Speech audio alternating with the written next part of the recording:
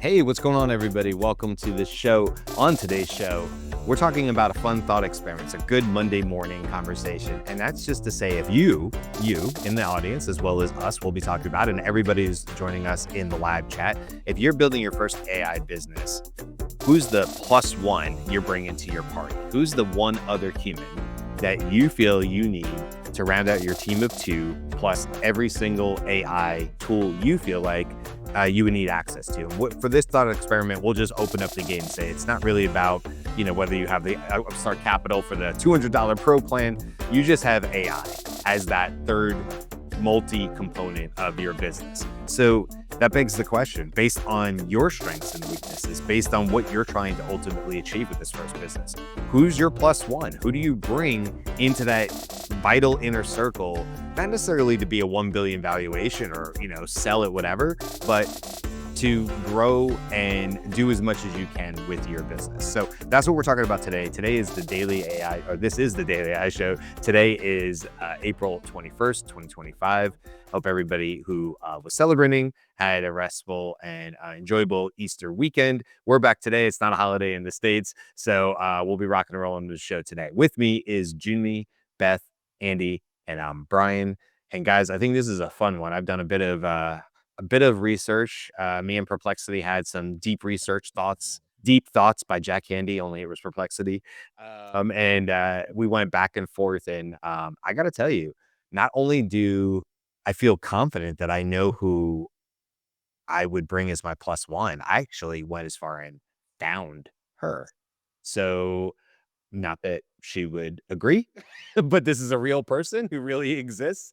And Oh, come on, no, Amanda's gonna agree. Trust me. I mean, listen, Amanda thought this was the right person for a strategic business initiative. She'd be 100% on board. So yes, obviously for business is what I'm talking about. Nothing else. So, let's get into that later. But that's something that I kind of went through. I was like, well, who is this person? Like we've identified the role. Who's the person? But let's start before we get into like maybe what are all individuals.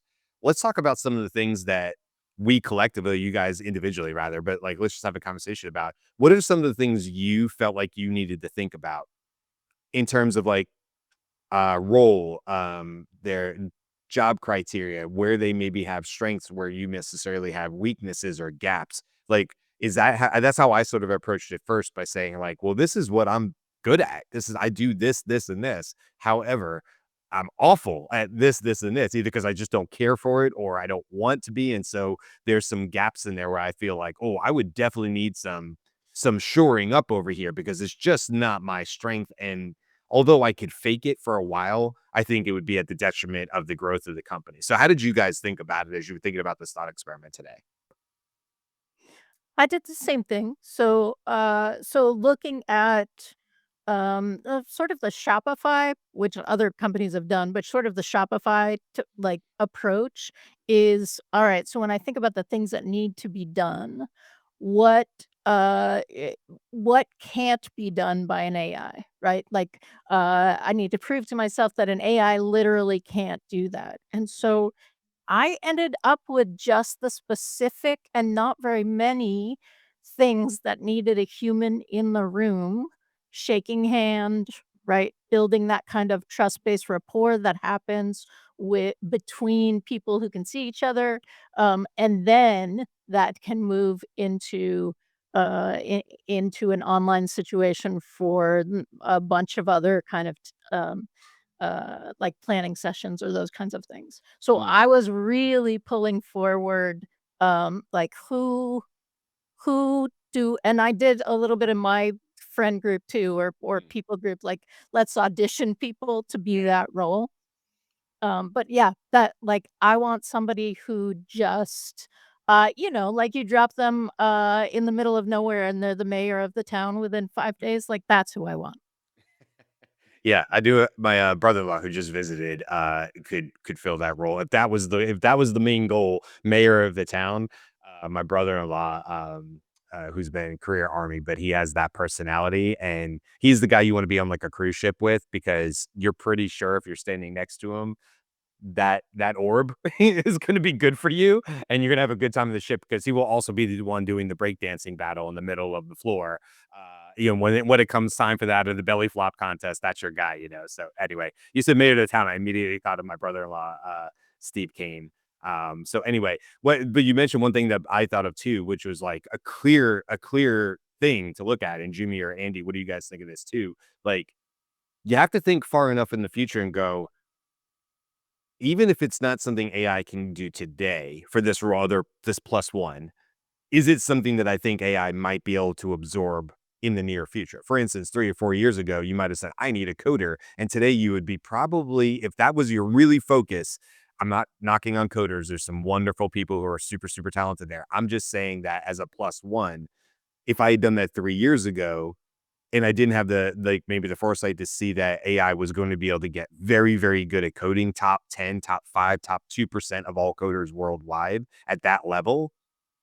That's a miss maybe on my side, because now AI has absorbed that. So I really tried to think about, like, what are the types of skill sets that both complement me, but also don't think AI is going to be able to do, or not at the level of that. So I was thinking about that too. But Jimmy or Andy, what did you guys sort of factor that into when you were thinking about this? Well, I found this exercise to be really interesting. And, let me just say that my first I'm gonna answer your question because yeah, I did factor that into it because my initial hunch was that, "Oh, coding agents can do all the other agents, and so I don't really need a CTO." Mm, What I really thought I needed was somebody who was going to have the time and attention and inclination to be the business development slash sales executive who's going to do most of the interactions, using a better personality than my own, to, develop relationships especially for adding new clients to this highly automated platform that is imagined that's going to be run by multiple agents. That was my hunch, but I changed my mind after some conversation with Perplexity about this mm, one. And so what the end game of this development and operations cycle is for this new business is there's going to be on the order of 10 different functional expert agents. mm, And and what you really need to have is you need to have, if you're only gonna have one other person, you need to have someone other than yourself to take at least 5 of those. And mm, there's a logical separation of the kinds of functions that you could divide across 2 individuals.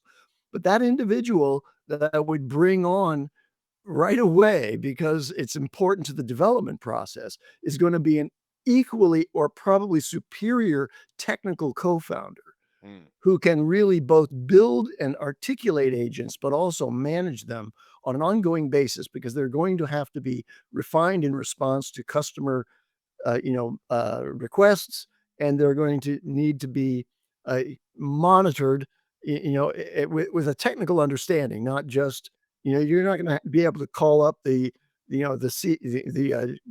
special guy on Upwork, who's going to, come in and fix your agents. So I ended up with the idea of clearly a CTO kind of person, which is very similar to how I would approach it back in the day when I mm, was conceiving of an idea and I needed to develop it. I need my very first step was to try to find somebody who was going to be the head of engineering, at least a VP of engineering and or a CTO with strategic thinking about what the architecture and what the ultimate set of features and functions of our whole service platform would be. And I think it's the same thing today. But the end game is different. Instead of having a team of engineers, they're gonna have a team of agents. They're gonna have, side by side with me are going to be building those agents and setting them up in their cross interactions. And then probably I'm gonna be begging for someone to step in and also do the business development role. But the very first person, and if I have to live with just 2, that, it's gonna be a CTO co-founder. I love that idea, Andy, because I didn't think of that. By the way, Karl joined us as well. Welcome, Karl. Um, the first thing you said when you said, "Oh, I pivoted," was span of control, and I love that you did it because I didn't think that way, but I think that's really, really brilliant. Which is the idea of, you know, well, firefighting, but not just firefighting. You could do a sales too or anything else. Your typical span of control is going to be somewhere between like 3 and 8 other people. And so if you look at a military or a paramilitary organization, you will often find that there is essentially one person in charge of about 3 to 8 people. That doesn't always hold true. Sometimes that's true or not.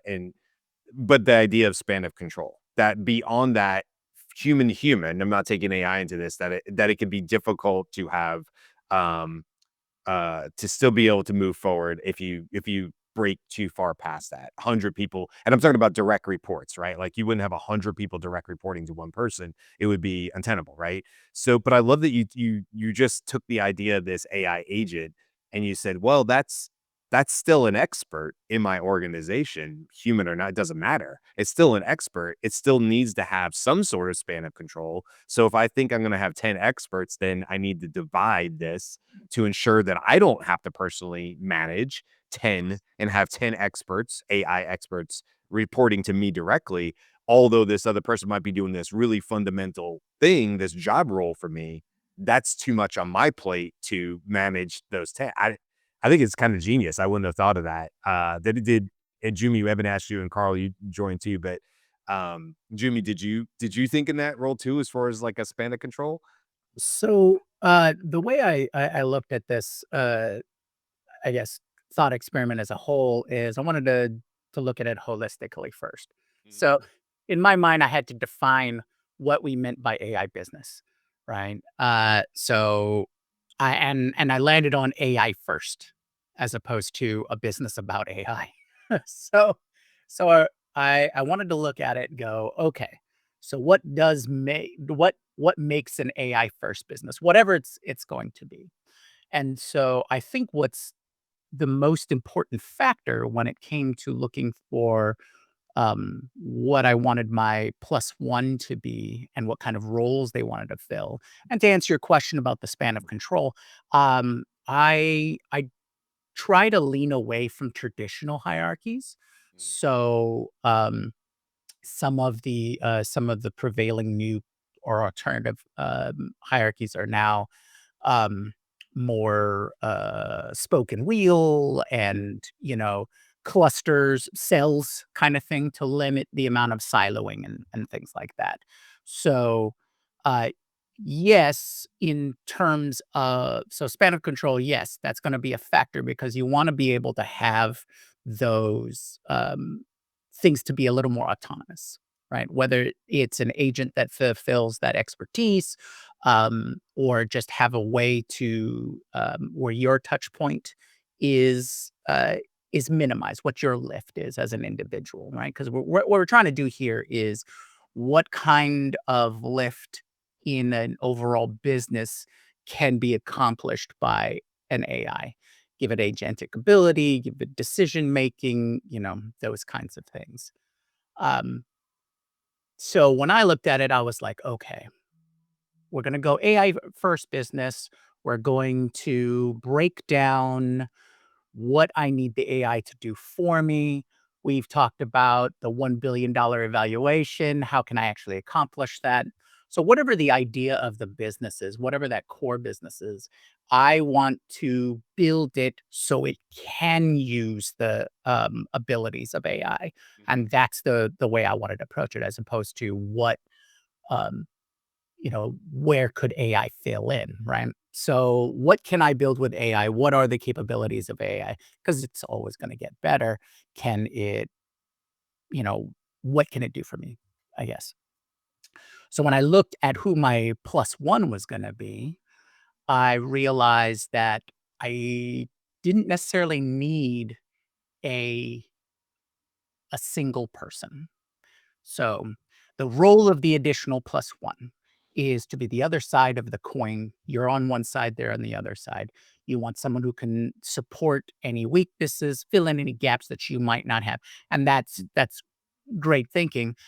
Um, but I wanted to be able to minimize as much of that as possible. So I thought I went along the idea of fraction or fractionalized Mm. roles, right? So I need their expertise to fill in the gaps or the knowledge base that I don't have. and that what my AI people will need, right? So I don't need a COO all the time. I don't need a CFO all the time. And these are traditional roles as well. And sort of like what Andy was talking about is having that technical role to be able to fill in those gaps. It would be the same thing for me. Because what I'd like to do is get a point to again, back to that idea of one person, $1 billion evaluation is if I can have all of the paths and my AI personas, my AI roles bolstered by a fractional position person to fill in those gaps until I get them up and running and myself up and running, then I should be able to run it all by myself. You know, even with that span of control, it's like, okay, well, if I only need 5 spokes, right? So I'm talking to just 5, and then those 5 are orchestrating and handling all everything else because they're being built and informed by those fractional roles, then I can let them go, right? And they just check in with me for ultimate high level decisions and things like that. Admittedly, there's a lot of technical details that need to be worked at, and we're talking about monitoring, and we're talking about logging and error correction, and having the ability and all those processes in place. But those can be worked out. That's just tedious, not hard. Yeah.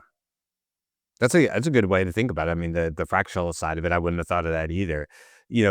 Karl, you joined us a few minutes in, but general idea here. I know you 0 to 60.ai already is a company you're in, but put that aside for a second. If you were, and maybe it is your business partner right now, I don't know, but if you were going to start up a net new AI business, whatever you want, SaaS doesn't matter, it could be physical products or whatever, and you have to just bring one plus one to the business, plus unlimited AI, however you see that.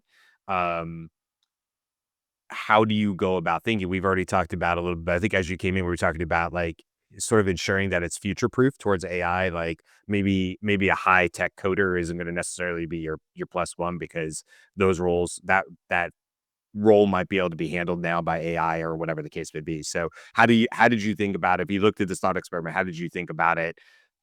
And I mean, obviously use some of your actual experience with 0 to 60.ai, maybe as you did this. Because how many are there 2 total full-time? It's you and a co-founder, correct? We have like 6 people because we have like devs on their team too. So they all full-time as well? No, but How many do you have 2 full-time? Is it you and your co-founder? yeah, 3 full time. Yeah. 3 full-time. Okay. Yeah, okay. So anyway, how did you sort of think about this thought experiment? The only thing that I was thinking about that would make the difference, and it depends on what I've learned a lot from our business is, and it's a little unique because I'm not trying to target everyone online.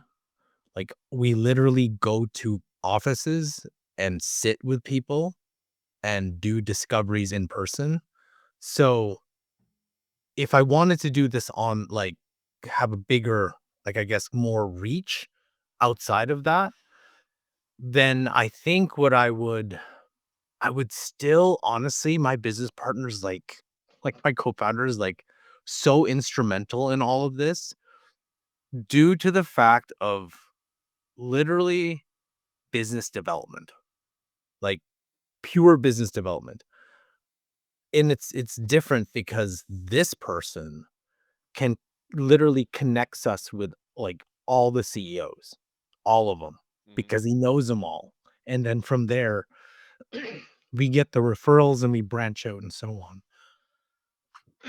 It's kind of hard to start something purely scratch and try to get customers with whatever business you're running. So whether you have, I don't know, whatever the technical aspect, I'm sure the AI could cover. There was a there was a really good post I saw yesterday. It's AI covers how and what, like can build it out. but like it's sort of like you have to figure out what you're gonna build. Or sorry, it can figure out how to do it. And there's a third one that I forgot. Anyway, but you have to kind of figure out what you're trying to do. But then it's still your responsibility to reach customers. And people would say, "Oh, I can get AI to reach my customers." Like, you can, but well, like just from my learnings, that face to face, like can't be beat. It can't be beat because our close rate in person significantly higher than anything online. Like Yeah. it's not even close. I would challenge anyone to go after us purely online and be like, "Okay, you present to these executives on Zoom, I'll present in person. I bet you I can close better than you, like 99% of the time." Just because there's something about that personal connection, Being in the room. isn't there? Shaking the person's hand and coming back and saying, "Hey, we're gonna talk to all your employees," and they can just I don't know how it's very, very difficult to. Well, you're pointing to something that's uniquely human, right? And there's going to be a lot of AI that helps with this. There's going to be a lot of AI that helps people be prepared in the room almost instantaneously with live data. I mean, we can probably put. I just saw an amazing TED talk with Google and what they're doing with their lenses, and everything that was happening on the TED talk stage was happening live.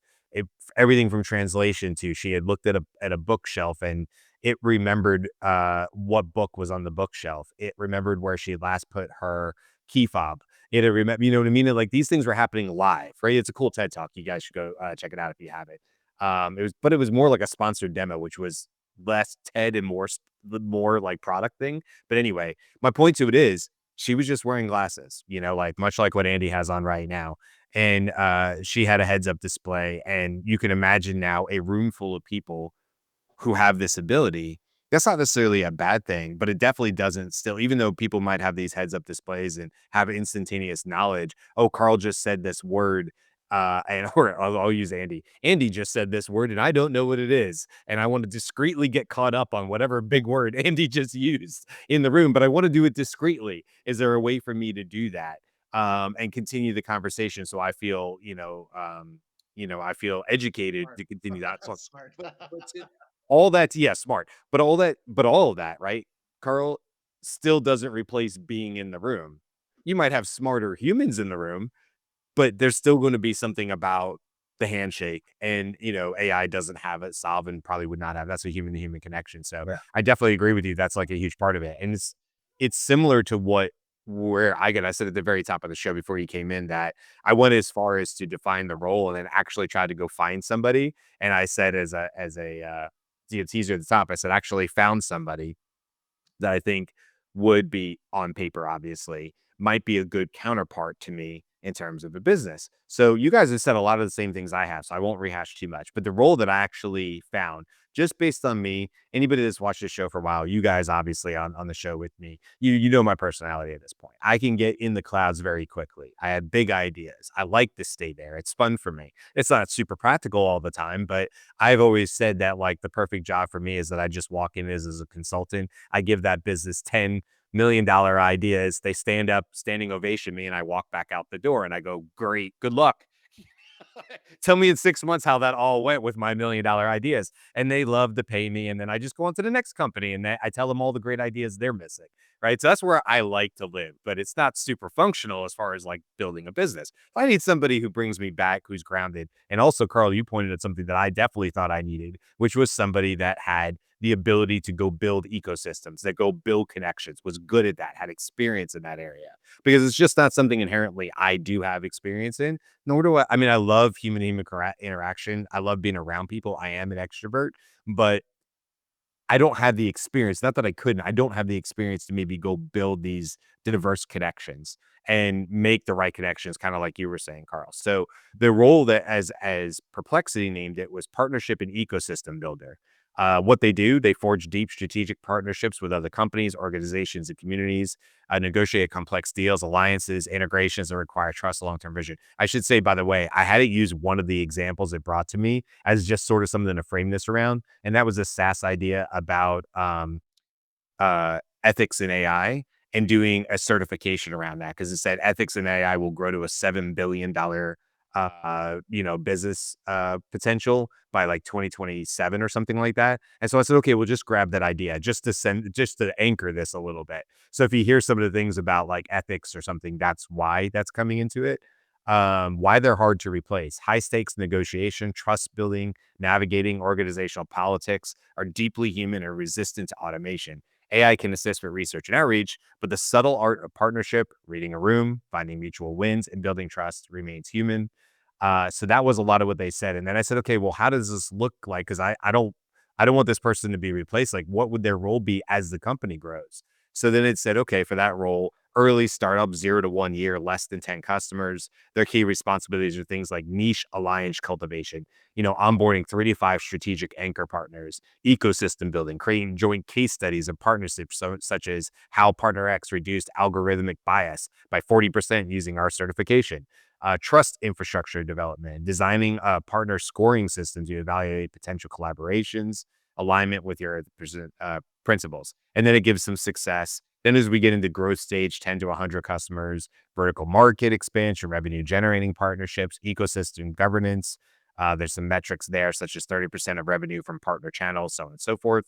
Then 3 to 5 years, we're plus 100 customers, ecosystem monetization and anti-fragility building, which would be create a decentralized partner network using blockchain to immutably track certification compliance across supply chains. Okay, so that's sort of like, and I thought as I read through these one by one, I thought, yeah, no, that seems right for somebody that I would want to work side by side with, given that, maybe like Andy's saying, we would have a span of control over agents, although I didn't initially think that way. That makes sense to me. So then I said, tell me a few people. Tell me a few people that you think would fall into this. And I said, provide both men and women. But I will tell you, this is just a me thing. I am much more likely, just given everything in my career, I am much more likely to be successful working with a female co-founder, plus one partner or whatever, professionally, obviously, I mean.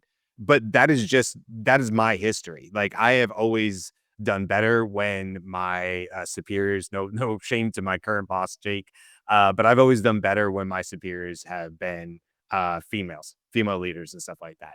For whatever that is, however I was brought up, whatever social interactions and all those kind of things, I've always been that guy that had a lot of female friends as much as I did male friends and stuff. And so that probably makes sense to me. So not to cut out 50% of the opportunities of the world, but if I'm being honest, I mean, just truly honest, it's probably going to be a female leader in one of these areas. So one of the names that brought up was Faith A. Lee. Well, I'm not getting Faith A. Lee. Faith A. Lee is amazing, and she's a CEO and founder, and I need somebody that's probably not sitting in a current CEO role. I'm not saying that there couldn't be a branch off or something, but Faith A. Lee's building her own things, and she's truly amazing. We've talked about her on the company. You did say you're a pie in the sky thinker, so shoot for the moon. Well, I think she's sort of like, listen.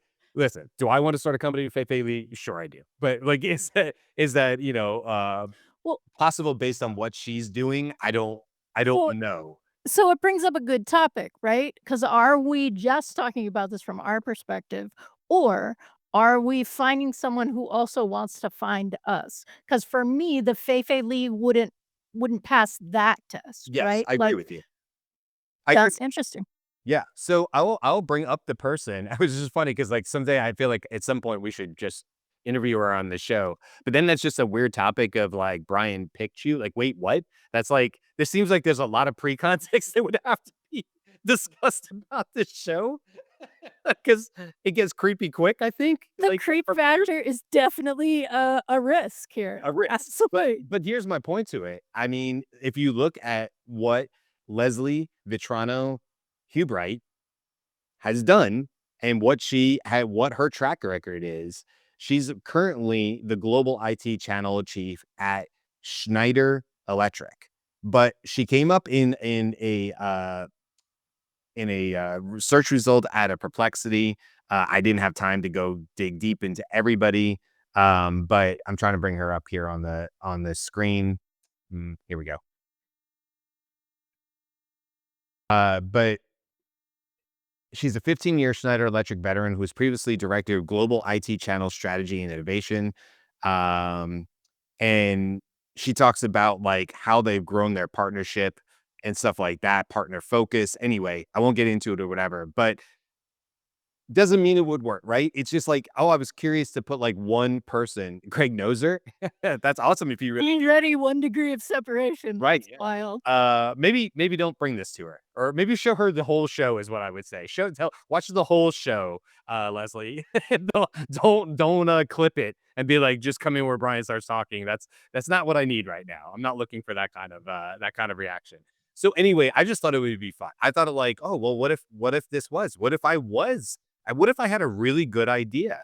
And I was like, I don't know. I need people to start talking to that might be interested in this. She's not currently, although she holds a very high title as the VP of Global IT Channel Ecosystem. She's not currently running her own company. She's not currently a CEO. And so back to your point, Beth, like you probably have to meet people who are maybe ready to make a leap of faith on a new idea. I'm not saying she would or wouldn't. But anyway, that's where my thought experiment ended, was like, how far can I go? And I think it's fun because it kind of does make me think about like, who's that person that I would want to be working, you know, in the trenches with, but also doing it in a way that is looking forward towards AI and saying, well, where can AI also fill in a lot of gaps? Also, I thought it was important to find somebody who is already working deeply in AI in their own industry, because what I wouldn't want to do is have to start somebody from scratch, even if they felt like the right solution, but they just had not been doing anything with AI over the last 3 years. I feel like that would be a hard hill to climb from a dead stop. So that was important. Yeah, so Leslie may well be a really ideal partner for you. And I think that depends largely on the scale and potential of the idea that you bring to her, Mhm. right? And, you could pull her away from something like that. She may be tired of the corporate world. Maybe Yeah. 15 years at any one company is enough for her. And she's got a pretty nice nest egg that she's built as a result of being a senior level executive at a public company. And so I say go for it. But we don't know what your 100% idea is yet. So I wanted to shift over to a couple of points about what kind of businesses are kind of ideal for this two-person startup. But before I do, I wanted to just circle back to Jyunmi's, I think, somewhat inflated expectation that he can manage all of that with no consequences to his health. Okay. Because remember that when you start a business and you have it running and it's operating, it's like being in retail. The doors have to open every morning. And when do you take a break? When can you actually, if you're the only human in the loop, when can you actually take a vacation? So I think there's, again, with respect to both span of control and also personal freedoms, there's a need to have other humans associated with this project. And so I encourage you to at least find someone, even if it's a fractional someone, who can reliably take on, because sometimes fractional CFOs or whatever, hey, I've got other clients. I can't get to that until next Friday.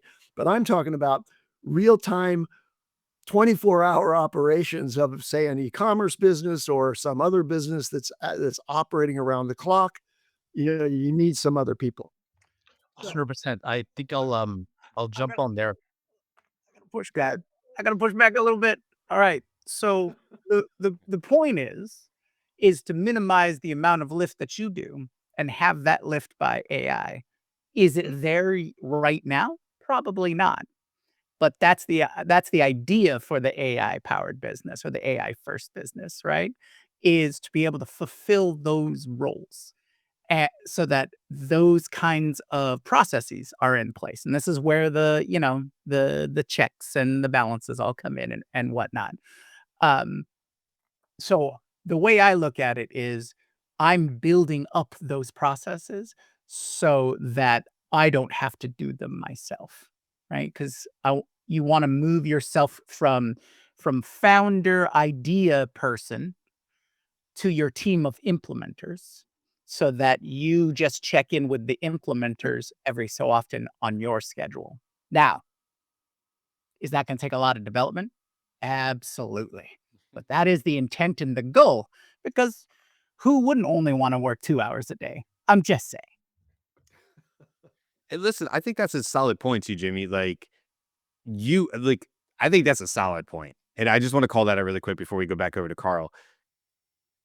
Knowing what you want to get out of this, I think you just kind of nailed it. It's important. If you really want to build the business and work 2 hours a week, knowing that you might have to invest multiple weeks of 40 to 60 that are then going to come down to 30, then 20, then 10, then 2, then that's exactly what you should be going after, right? The last thing you want to do is build yourself a jail, that you can no longer get out of. I can't even tell you how many businesses, small business owners that I met. CrossFit was a close one, but I got out, where it was increasingly feeling like I had built myself a jail of my own doing. I built this business and then almost was trapped in it. And there wasn't looking like there was a lot of different ways for me to get out of that, as I was being affected truly by burnout and not really knowing how to go or pivot the business or whatever. I got lucky. I had somebody that was already going to build a different business, build a gym, and then they ended up buying mine instead, and I had an exit plan. But never mind CrossFit gyms. I can't tell you how many small business owners I've talked to who feel 100% chained to their business with no exit strategy. And it's their own doing, whether they meant to or not. And it feels much, much more like a chore and something they do not want to be part of, despite the fact that they were the ones that initiated. So I just want to call that out. It's so vital. If you're going to be you plus one other plus some plus AI, you may not have a desire to build the next $1 billion company. You're not trying to be WhatsApp or whatever, who went to $21 billion valuation with 50 people, right? That may not be your goal. You may not want to be something like that. You might want to build something that really is 2 hours a week that gets you to a livable income that allows you to travel the world if that's what you wanted to do. So I just think it's really, really important that you said that, because the assumption shouldn't be that everybody wants to do this for 40 hours a week. Who wants to do that? So it's an important point. So anyway, Karl, you listen. I want to hear what Carl's actual lived experience is of being possessed of AIs to support his business, but what does it really take to operate such a business and grow it, on a day-to-day basis? I think the one thing I just wanted to mention there is, just going off what Jyunmi was saying, it is hard to quote unquote unplug yourself. Like, if you run the kind of business that we run, and especially if we implement, right? The tough thing is when and luckily the companies we work with aren't there yet, where they are literally taking our AI pilots, solutions, tools, and necessarily making it business critical. Like, they haven't actually what we're going to do? We're going to pivot our entire structure around this, because that makes it a little bit harder. Let's take a website, for example, right? So let's say you have a marketing agency or web design agency or whoever that has developed your website. Let's say, and it happens a lot, website doesn't work, website goes down, especially on whatever moments that you need it up. And what do you normally do? You call the agency or the design team or the designer, be like, hey, our website needs up, and this can't be, I can't wait for you to come back like a week later or 2 days later. I need it now. So I haven't seen any business critical functions where the AI actually is, if it goes down, like, from a client perspective, their business will still run. Mhm. Chatbot goes down, no problems. The website's still up. No, everything's okay with that. But it's when you start going into those elements, I think, when we've talked about an agent overseeing other agents, and sure, they can go 24/7, But what if some of those agents aren't working and your main agent can't fix it? So it just keeps running. So, but that specific function or workflow doesn't work, but it needs to work. So what happens then? And you're, I don't know, vacationing somewhere, going camping somewhere, right? I think that's where it starts becoming a little difficult, really difficult to. Let me paint a picture of what the agent network looks like in a full scale operating company. So I had it divided across the two co-founders, and it breaks up pretty nicely, kind of front facing long term for the CEO founder. I'd take that role.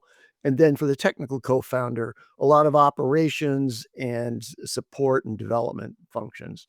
So here's the agents. The strategy agent, we've played with building these.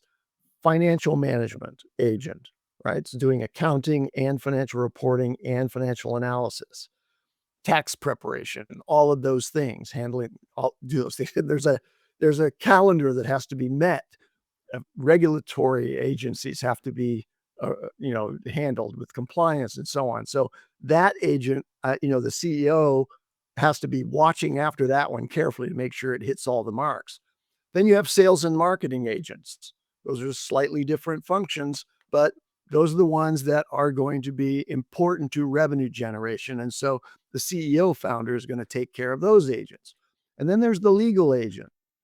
Every contract, every submission, to responses to legal demands from other companies, cease and desist letters, etc. All of those things, and then cash and investment and investor relations. All of that side of the thing is something that the CEO would typically take care of. So there's a special agent for that. But investors aren't going to want to talk to the AI that you have running that piece of it. They're going to want to talk to you personally. So there are a lot of demands there on that one individual. So then the technical co-founder has the following agents: development for every other agent, right? So that person's got to manage that one agent to create all the other agents, including these other agents that they're going to operate and manage. The operations agent, workflows, supply chain management, quality assurance processes. Then there's the support agent. This is handling the automated side of customer relations, where people are just inquiring about it. So suppose it's an e-commerce business, for example. They're in continuous communication with those people. Many of those things have to be escalated to a human because they're just weird, right? They just don't fit the model of everything that the customer support agent has been trained to do. There's a data agent that's collecting and analyzing and visualizing business intelligence type stuff. And then there's security, right? So the security agents trying to maintain, resistance to hackability on your whole system, and a research agent. Now, I challenge anyone to think that they could manage all of those agents themselves, build them and manage them themselves, because, unless you've run a company and you realize that in general management, you're responsible for every function, it's really, really tough. So I'm not hoping that you can't do it, Jyunmi. I want you to do it. Challenge accepted, Andy. The glove has been thrown. The gauntlet's out there. Let's go. Remind me of Marty Stinson from How I Met Your Mother. Challenge accepted. Don't worry, Andy. It'll be legend. Wait for it. Yeah. Jerry. Yeah, exactly. We know her. My wife and I've been rewatching that show lately on Netflix, and it's like Big Bang Theory. Your friends, you can go back to it anytime, and it stands up. It's just a great show.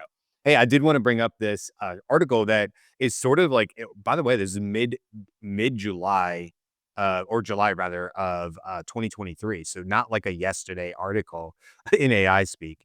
But I did want to bring it up because I thought it was really fascinating, and there's a particular passage here that I wanted to share. So this is from NFX, the website NFX, which I don't know, but it's written by James Currier, who's a general partner. And it's this idea in July of 2023, the 3-person unicorn, which is in line with what we're sort of talking about, but 3 people. And so he does a really good job about this. But I wanted to read this part right here because he's talking about needing allometric scaling, which I guess is something that happens in biology. And it's like some things will grow bigger or smaller. And basically, you'll notice a lot of different ways that AI alters the relationship between your company's size and its metabolism, growth, and heart rate. So listen to this part really quick. I'm going to read it out because I want people who aren't seeing the screen to hear this. Just a couple sentences. Some things won't change. Smaller teams will always move faster relative to the large teams, but other characteristics will be very different. The formula we use to calculate revenue per employee will change, for example. If you can have fewer people, every business operation gets easier. And if business elements get easier, you even need even fewer people. Fewer people means less of everything that isn't building and selling to customers. Fewer people means founders have fewer meetings, fewer disagreements, less politics, faster decision making, and faster experimentation. Fewer people means less recruiting, interviewing, hiring, onboarding, coaching, performance reviewing, culture building, dramatic departures, and firings. Fewer people means less office space, office rooms, or squabbles. Fewer people means less salary spend, less fundraising time spent, less capital raised from VCs, and less dilution from the founders. This isn't far-fetched. If you recall, we've already seen this alternative allometric scaling in tech companies before AI. It was just isolated in a small but very visible way, niche of the tech world and social media. Instagram had 12 employees when it sold for 1 billion. WhatsApp had 50 employees when it sold for 21 billion. So it goes on from there. I just love the way that was written. Less of this means less of this, and less of this means less of this. And I think it's just like it just seemed to fit so well with our conversation today of when you're talking about, you plus one other human and how that fits each of us individually. And we've all had, different answers here. What that may also mean for the company. I just thought he did a really great job. It's a great article, by the way. It's not really even, I wouldn't even call it to be outdated. There's nothing in there from 2023. We're like, oh, well, he didn't know at that time that now this exists. So, Folks are folks are asking for the link actually in the chat. yeah. So, well, I'll send the link to you, Beth, and you can put it in the chat, but it's at nfx.com. And in the title of the article is 3-person unicorn startup. And I'm sure it will take you right there. But I'm sharing with Beth, and Beth can share with y'all directly to the link if you want it. Great. This is also a great time to say that if you would like to continue the conversation or have more details about the show, if you're listening to this afterwards and you can't find the link, join our community at dailyaishowcommunity.com. And the conversations are happening over there as well, and it is hopping. So Yeah.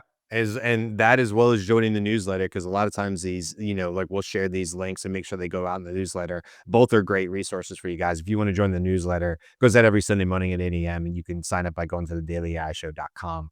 And there's a link directly on there. But by all means, join the community. It's actually really, really cool to see everybody, what they're sharing. Let's talk really quick about what we have coming up the rest of the week. And if anybody has any closing thoughts today, we'll wrap things up. Tomorrow, we're going to be talking about forecasting the future, AI in weather predictions, which I'm excited about because I don't know that we've ever talked about weather and AI on this show, despite doing 440 plus shows. So that'll be fun. Wednesday is always the news, as you guys know.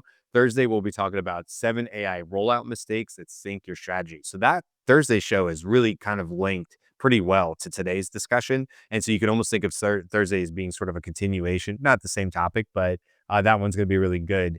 So I see most companies don't fail at AI because of bad tech. They fail because they ignore the basics. So that's going to be a really interesting conversation for Thursday. And then Friday, we're doing our sort of second Be About It show. And our Be About It was one of our most popular shows that we've done in recent months. Had super high engagement on all the socials and YouTube and Spotify and all that. And really what we did on that show was we just showed you either what we or what other people are actually doing with AI, things they're building. It's either projects we're working on, we've shared, but we're going to be about it, meaning here's what's actually happening, not high theoretical stuff, less of what we're talking about today, where it's like, maybe this could happen. These are actually more grounded. This is what's going on right now. This is what we see going on or people are building that is super, super cool in AI that you can in turn use yourself for whatever your projects are. So that's the rest of this week coming up. Any last thoughts before we wrap this up for today? So Jude made a point in the chat. No, I'm sorry. Justin made a point in the chat said early on that he was going to use a chef. He was going to have he was going to get a chef that was going to be his plus one so that he could eat great food while he was running his business. And the idea that AI could also be embodied AI didn't really come up in this part of the conversation, but I do think it adds like an extra challenge level. So if you're listening to this, you're doing your own thought experiment. Does having embodied AI and a robot that could do things that a human could potentially do, does that change it for you? Where does that come in? And real quick, if anyone who's in our community or wants to join the community, bring us your AI first business, and we'll keep track of. Give us updates, and we will go along with the story with you and do updates on that, because I would love to follow anyone's journey through that process. I thought you were going to say, bring your ideas to us and we'll run with them. But that's better. What you said is better. And we could do that too. We should have, again, this should be March Madness again, bracket it, break it down. It's like, all right, community, we're all going to work on this project. I think that's a cool idea we could explore. Not to get into the show, but that was one thing that I think maybe could be a future show, is this idea of like, we've all seen these like social media, houses where they bring in a whole bunch of social media people, and they like, or this idea of like putting a boy band together. What if the concept was like, maybe from a VC or whatever, you're like, no, we're actually going to try to like grab this person and build an AI plus AI, because we think these two people are the best fit for each other, and then like fund them. It was sort of like a Y Combinator, but like more like, instead of you coming with your people, this organization or whatever is there to actually place you based on maybe, I don't know, like a matching and whatever it is, or your business history. And I don't know if that's like a cool idea. Last thing I'm going to do is a quick tip of the cap to Justin as well, who had said earlier, how many firefighters are in control of a lance? I wasn't going to get into that. I'm just going to say that's a great callback, a deep cut. Justin, tip of the cap to you for bringing that up, because I love that comment. And I was like, oh man, I want to talk about that so bad, but it wasn't. It wasn't. I didn't want to go off into firefighter land on the show today. So thank you, Justin. I appreciate you for doing that. That really shows people who truly have been listening to the show for a while. So that's awesome. All right, that's it. We're wrapping it up for today, guys. Have a wonderful day. Come back for the rest of the week. Like you heard, we have tons of great topics going on. As always, you can join the community. Like Beth said, dailyaishowcommunity.com will take you right to that page. It's at the top of the screen as well. Fantastic. And then you can, if you want to dig into the newsletter, we're getting awful close to our 50th edition, believe it or not, issue of that. So kind of crazy to think that I put together almost 50 of these now. But come hang out and enjoy that as well. You just go to thedailyishow.com and you will see a link there for sign up for the newsletter. It's free, as you would imagine. And you just get it in your inbox every Sunday morning at 8 a.m. What could be better, right? All right, that's it for today, guys. Have a great day. We will see you tomorrow. Aloha.